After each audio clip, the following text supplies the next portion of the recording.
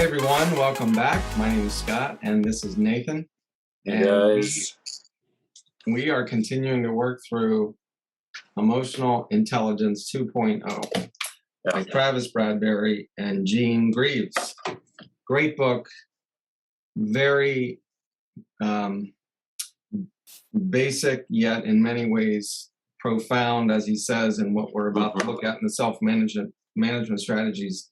Some of these things we've learned in kindergarten and we simply forget over time. So really enjoying this. This is my second time through it. And today we are diving into chapter 6, which is 17 self-management strategies.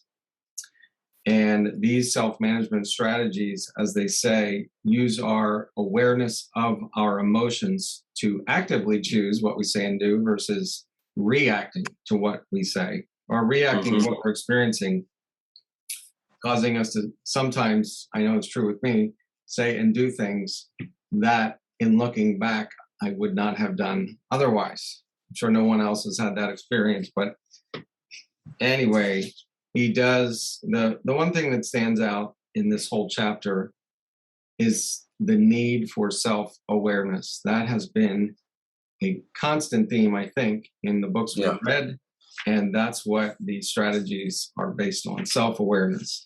Any thoughts, Nathan? And we'll dive into the first 5. Yeah, there was one part in here that was basically saying, I think it said something like, it's about the small things that you do to maintain your sense of, ability to choose what you say and do. And yeah, I think there's a part of me that just wants to say a lot of times we just have to slow our thinking down. We need to slow our emotions down in order to become aware. But we're getting into the first 5. So yeah, I'm going to start off with this one because I say this so much to people, and it's about breathing right. We've talked about this one before, but man, just the ability for the breath to connect the front of your brain to the back of your brain, the thinking with the emotions is, I'm just going to say profound. I think it has a profound effect on our ability to give us that space just by simply, I usually tell people like the 2 breath. Take 2 breaths, simply become aware of what's happening on the inside. So that's number 1. Yeah. And that one, when I hear people say it to me, or maybe in a group, everybody take a deep breath, it almost feels patronizing or almost too simplistic. Yeah. And yet I practice it on a regular basis from many of these books that we've been reading, and it's so helpful. Absolutely. And I think it's because it's one of the first areas where things show up is in our breath. So people with worry and anxiety, the shallow breathing, people about to have a panic attack, almost only little blips of breath that really isn't giving you enough oxygen. When we're getting stressed, you take a deep sigh because you just haven't been breathing good. People who are not sleeping well, it's often because their breathing is not actually great when they're at rest. So much. Yeah, absolutely. All right, that takes us to number 2. This is excellent. Create an emotion versus a reason list. I could have done this. I should have done this yesterday. I was attempting to hang a 25-pound cabinet over in our kids' bathroom over the toilet, and I'm just not good at that. And I did not get the gene from my father or grandfather, and yet I felt so compelled that I had to do it that I wasted. If my wife were here, she would tell you how much time I wasted. So anyway, I should have created an emotion versus a reason list, and that would have been very helpful. Yeah, it would. I read something where it says, what's you can ask yourselves a few questions. I remember 2 of them being like, what's going to be the reaction or what's going to be the consequence to your decision if you make it, and what's going to be the consequence if you don't make this decision. Meaning, you're supposed to dive into the how are you going to feel about this afterwards. So Absolutely. So that is a anyway, great way to objectify what you're feeling versus what you're thinking. And yeah, the authors aren't arguing that we abandon what we're feeling, but again, just that we're aware and how much is one driving the other. yeah. In this book called Switch, I can't remember if we talked about this, but I might have mentioned it before. They say the emotions is like the elephant, and the reasoning is like the driver. And often it's hard to steer an elephant, but if you try and steer it, not just fight it, things can go easier to direct decision making. But anyway, And again, it's hard to do either if you're unaware of what they are in the first place. right, right. Number 3, it does say make your goals public. Now, I do this kind of coaching called dream coaching, and it's sort of the same thing. It's like goals, but we do tell people to make a few dreams or goals, some short term, some long term, anywhere 6 months, a year. But we do tell people to share them with others because it starts to make them more real to us, and it starts to make us decide about our commitment as well.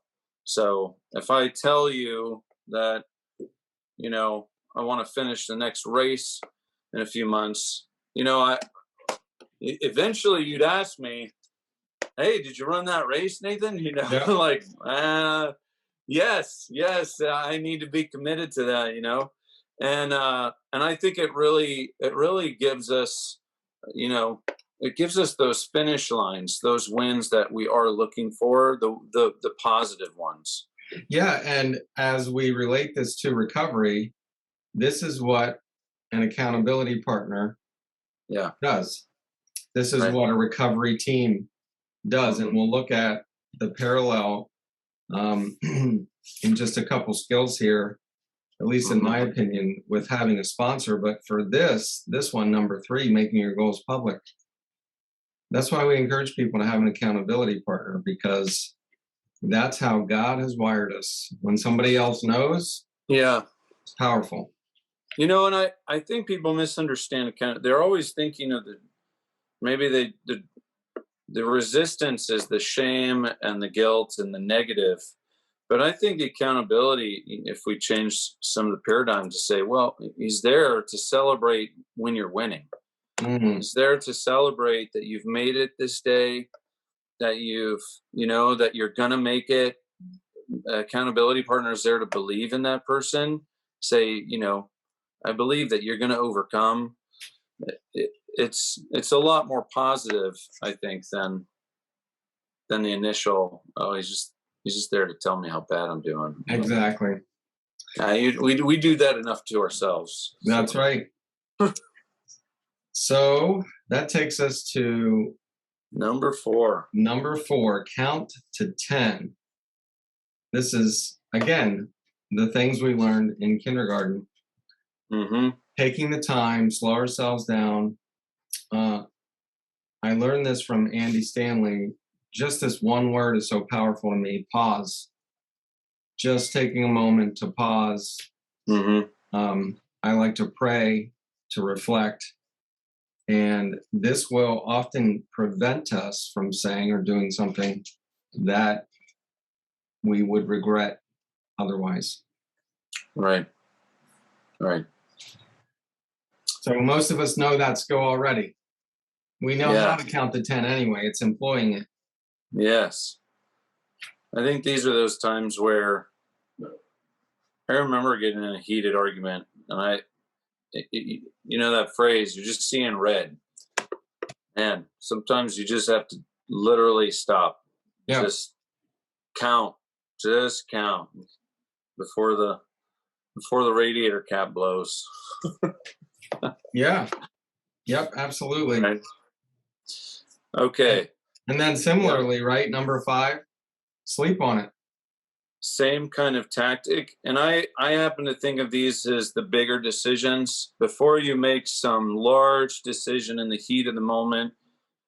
And that could be, in my opinion, it could be a positive or negative sense of emotion. Like you're feeling really joyful, and so you're ready to just plunge in. Sometimes it's best to also wait and,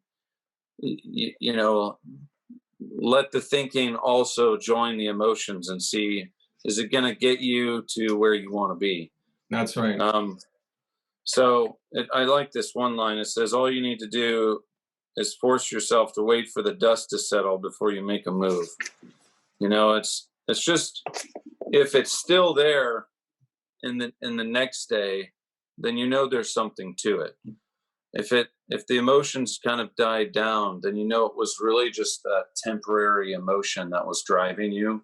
Yeah. So if you make a decision on that, then you can guarantee that the outcome will be pretty temporary as well.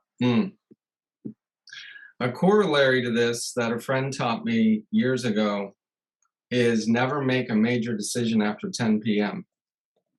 Yeah, well, I would hope so. Right? That's Yeah. good advice, but there's just something, like you said, like this number 5 skill, sleep on it. Something about taking the time, same thing with breathing, same thing with counting to 10. I mean, let's face it, some of our best decision making is, okay, I've had good sleep, I've eaten a good meal, I'm not feeling stressed. Meaning the emotions are pretty satisfied. You can make some pretty good decisions when you're in that place. Yeah, and even when decisions end up being the wrong ones, because let's face it, we're not always going to make the right decisions, right, even in our rational mind. Right. There's something about saying, you know what? It wasn't a rash decision. I thought it through.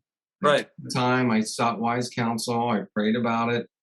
And it turned out not to be the right one. That's very different than saying, I can't believe I did that. I made a rash decision. Right. And it could be the same decision. Yeah. Yeah. You know what I mean? It could be. It does seem easier to rebound when you feel like you have put the thought and the space needed to be involved in it. And it turns into, it's quicker to turn into a learning experience than it is just I was being foolish there. Yeah. So those are the first 5. I know that we have 12 more to go. And I just want to reiterate that the book says you're supposed to choose one competency. So meaning there's self-awareness, self-management, the social ones. So you're supposed to choose one of the 4 categories, and then you're only supposed to try and choose 3 of the strategies to work on. So, I mean, we've already gone through a lot of strategies, and this is really just trying to pick out which ones you feel like will help grow you. Not necessarily the easy ones, but the ones that will grow your awareness. So, I think it's such a practical book. I think this is going to end up being like one of our longest series because there's so many different practical elements to it. Yes. But good stuff. All right. Well, join us next time, or you can join us on Monday nights at Celebrate Recovery. Love to have you there. You are always welcome. We meet at 7:00 here in the hub at Christ Community Church. And I think if we're being honest, we're all in recovery of some kind. And so the lesson that Nathan's teaching tonight, which may or not be accurate when you hear this, but will be one that will help all of us move forward in our respective recoveries. Yeah.